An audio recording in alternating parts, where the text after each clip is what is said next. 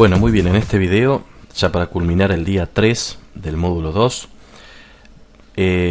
hicimos un pequeño cambio con respecto a los ítems que íbamos a ver en este periodo, dado de que son cosas que me parecieron demasiado simples, que ustedes ya están en condiciones de conocerlas, como el hecho de que íbamos a hablar de cómo se mide el cable de entrada, el fusible, el PTC, que seguramente lo vamos a ver un poquito más a fondo, pero ya lo estuvimos viendo, y los capacitores de entrada los capacitores de filtro de la etapa de entrada de la fuente conmutada. Son cosas que ya las vimos. Creo que ustedes ya tienen certeramente de qué se trata, y bueno, no hace falta que volvamos sobre lo mismo, dado que me parece que ya estamos en condiciones de, por ejemplo, me interesó hacer este video que le van a sacar mucho mejor provecho que lo anterior, que son los pasos de medición rápidos para un diagnóstico veloz. Fíjense que no está dentro de lo que es el capítulo número 3, ni del día 3, ni siquiera ninguno de los otros, y se me ocurrió hacer este video dado de que uno de los alumnos estuvo bastante complicado con uno de los monitores, al cual le pudimos dar una mano, y justamente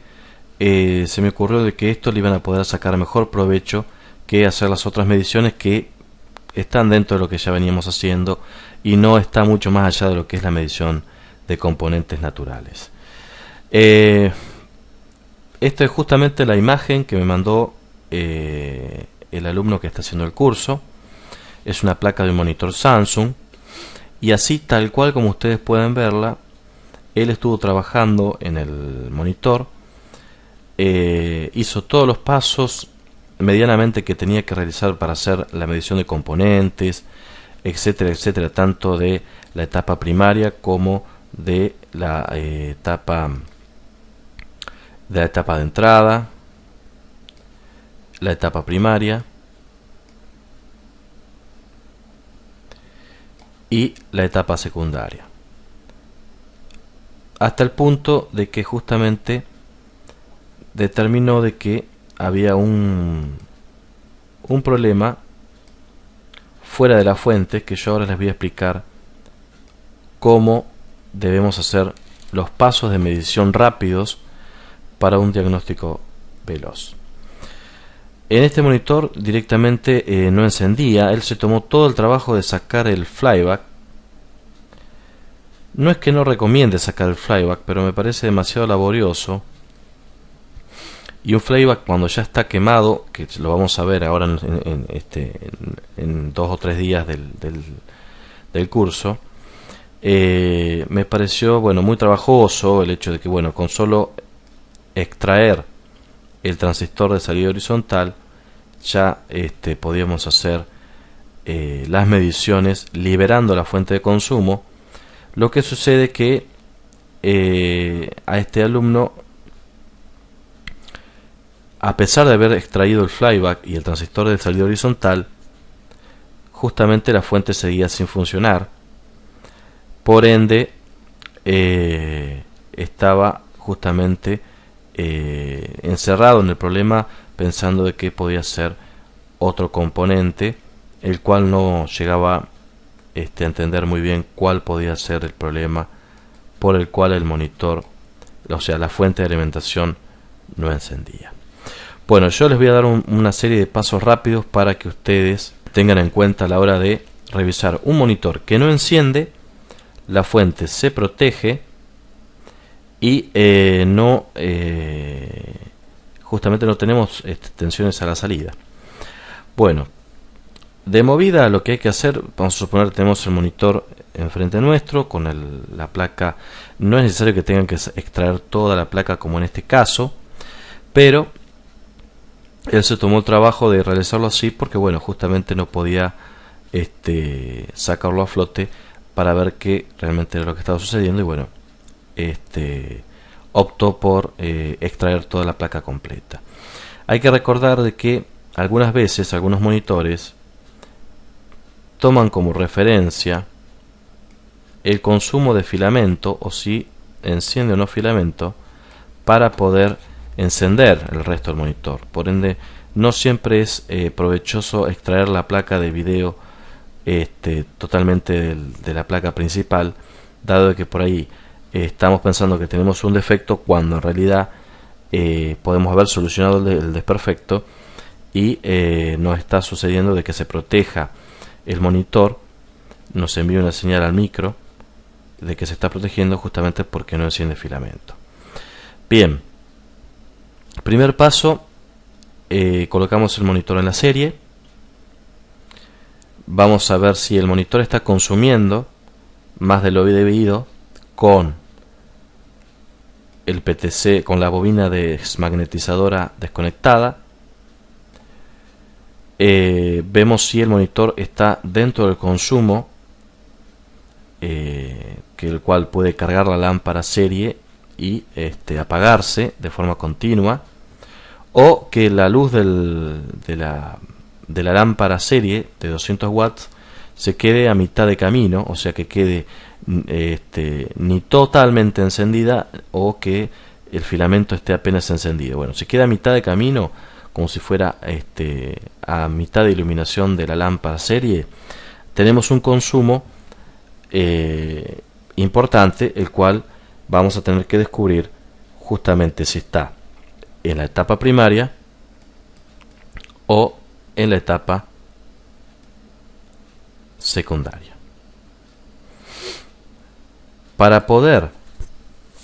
realizar una medición certera y saber si la fuente de alimentación primaria está funcionando, debemos levantar el diodo de alimentación general, que en este caso es este diodo, pero levantándolo desde el cátodo, desde donde tiene la línea de marcación el diodo, levantamos desde ahí y en ese momento puede suceder de que las extensiones puedan estabilizarse, que tengamos los 5 voltios, que tengamos los 12 voltios, que tengamos los menos 12 voltios, etcétera. Si estas tensiones se empezaron a estabilizar y solo nos falta la tensión de, vamos a suponer en este monitor creo que era algo de 90 voltios, entonces significa que hay un cortocircuito, un consumo excesivo quizás en el diodo de alimentación general, el cual se puede medir en la escala de resistencia con el monitor apagado naturalmente. Podemos medir en este punto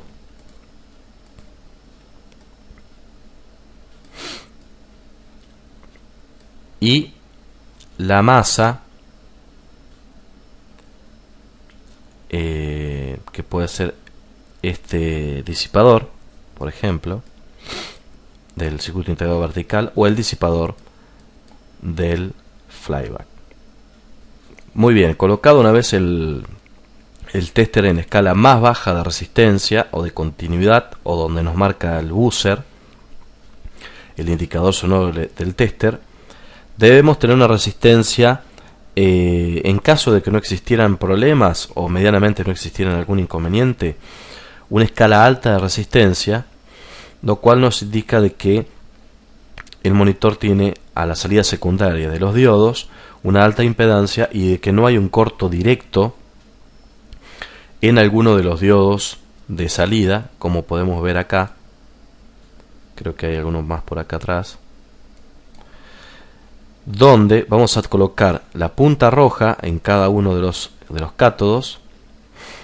y vamos a determinar que no haya ningún corto. Recuerden que hay un diodo que nos va a indicar en cortocircuito con la placa de video conectada, dado de que alimenta el filamento del TRC. Con solo extraer la placa del TRC o alguna de las fichas de conexión, si es que nos permite la placa, vamos a poder determinar cuál diodo puede tener fugas a tierra o masa, lo cual nos da una indicación de que hay un cortocircuito, un problema en alguno de los salidas de los diodos. Bueno, Si no existe ningún inconveniente y levantando el diodo de alimentación general, como dijimos, las tensiones se estabilizan, eso nos indica de que toda la fuente primaria está en condiciones. En cambio, si levantamos el diodo de alimentación general y seguimos sin tener tensiones, el resto de las tensiones secundarias que estábamos hablando, tenemos problemas en la fuente primaria. No demos más vueltas, solamente hay que levantar el resto de los diodos. Recuerden de que hay que evitar levantar la referencia en caso de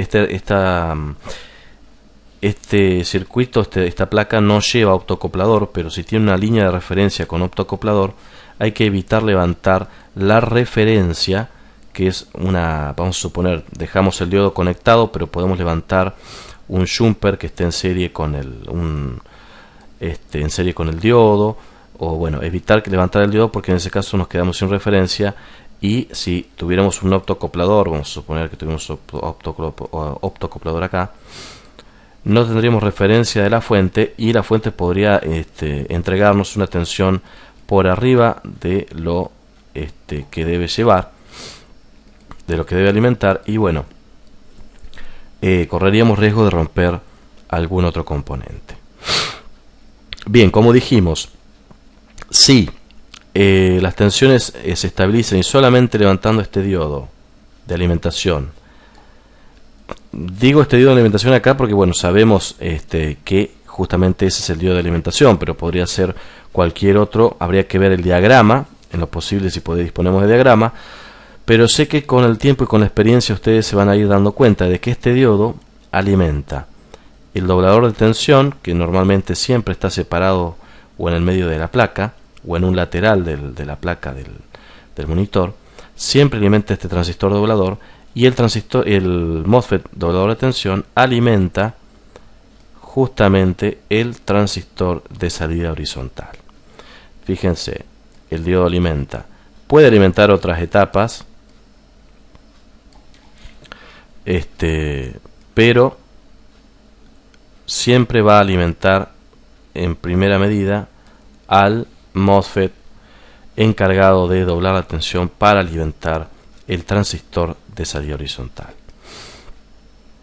Bien, en este caso este alumno justamente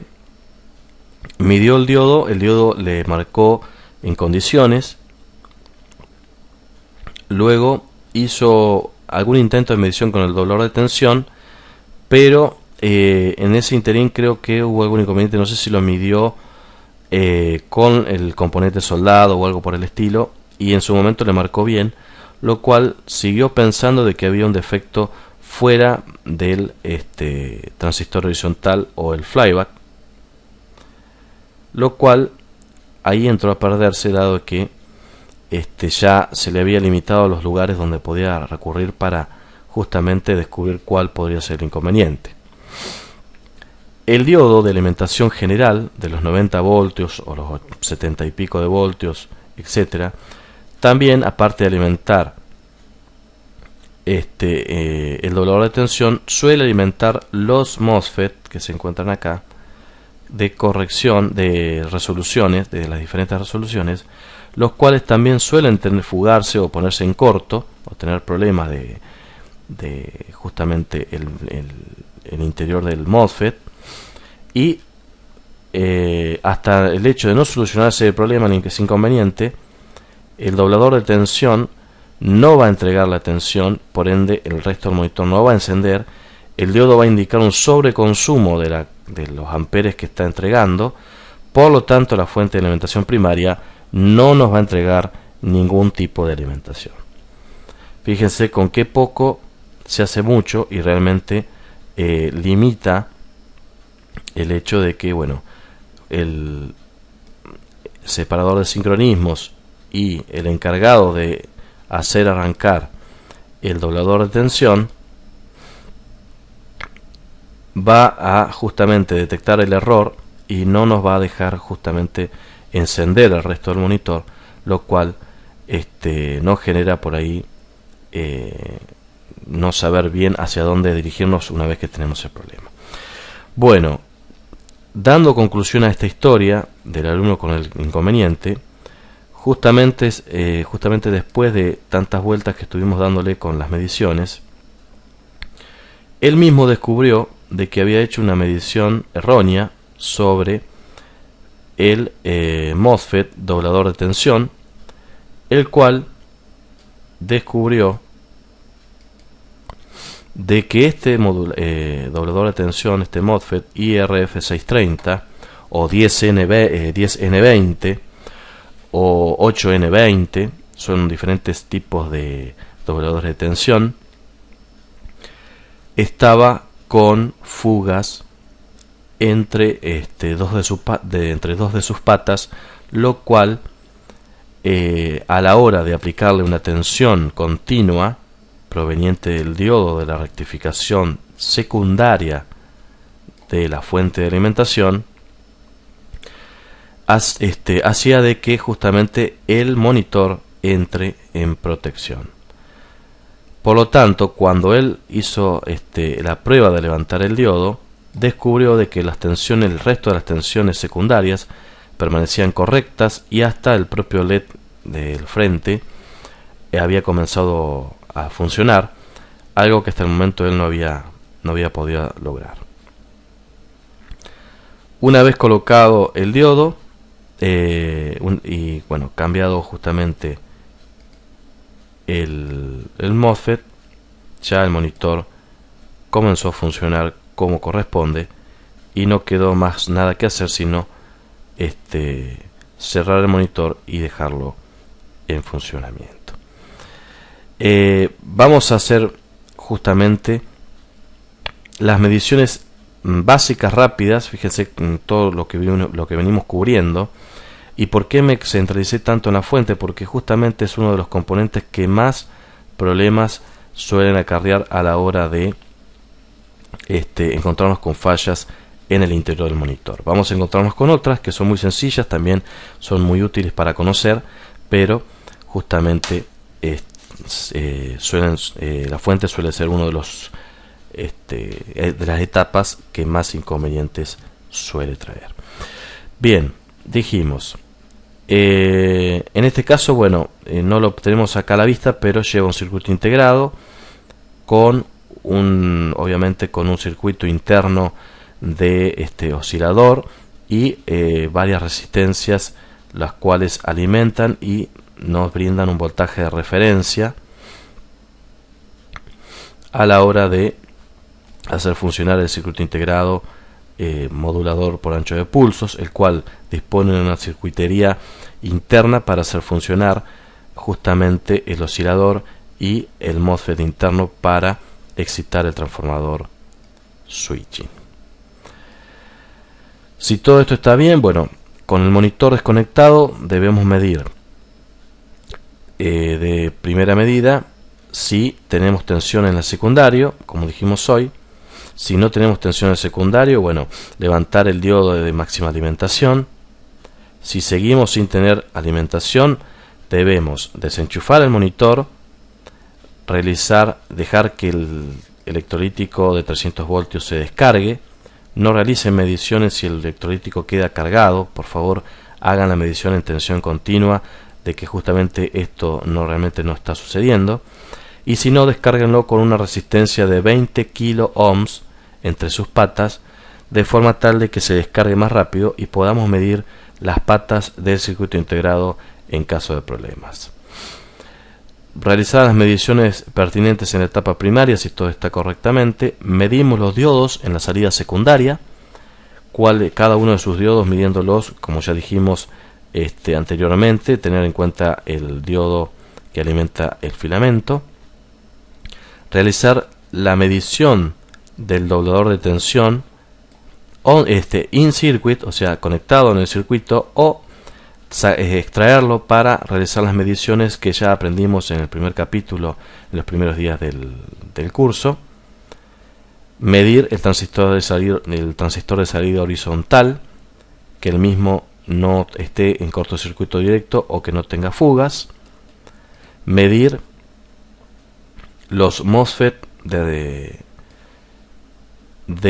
justamente la sección de las diferentes resoluciones,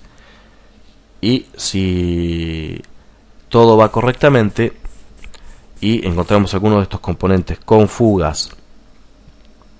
o problemas de cortocircuito, ahí directamente, bueno, deberemos cambiar el componente y seguir a la siguiente etapa. Si colocando el componente todo marcha bien, bueno, ya el monitor lo podemos dar por solucionado, o en caso de que siga con inconvenientes, seguir buscando si no hay un cortocircuito en alguno de los diodos, como hablamos anteriormente, o que, bueno, justamente si disponemos todas las tensiones y el mismo no enciende, ya lo vamos a conocer, ver si la señal, el pulso del separador de sincronismos con el voltaje que alimenta el gate hacia el doblador de tensión está enviando la tensión a la compuerta, o al gate, o a la base, en lo que sería un transistor. Bueno, creo que más o menos ya queda armonizado los puntos básicos que pueden fallar, pero les voy a decir lo mismo que le dije a este alumno, que dentro del monitor debemos tener presente de que todos los componentes que manejan potencia, de los cuales estuvimos hablando recién, son los que comúnmente sufren las consecuencias del deterioro a la hora de presentar fallas el monitor, sean los diodos de potencia, sea los MOSFET, que manejan también altos amperes y voltaje, como los circuitos integrados, etcétera. Bien, con esto ya estamos cerrando el día número 3. Espero que les haya gustado este video. Realmente espero sus sugerencias, y si ustedes quieren ampliar en algún aspecto lo que sería la parte de fuente o alguna otra duda que ustedes pueden tener, solamente me escriben al correo, a mi email, y bueno, vamos a tratar de evacuar todas las dudas que ustedes puedan tener. Recuerden de que, bueno, en los siguientes días ya vamos a estar viendo otras etapas del monitor. Eso no implica de que no puedan hacer alguna consulta si justamente tienen algún monitor con algún inconveniente y en el que le podamos dar justamente una ayuda de nuestra parte. Muy bien, continuamos con los videos en esto que es Repara Monitores en 60 días. Esto es reparamonitores.com.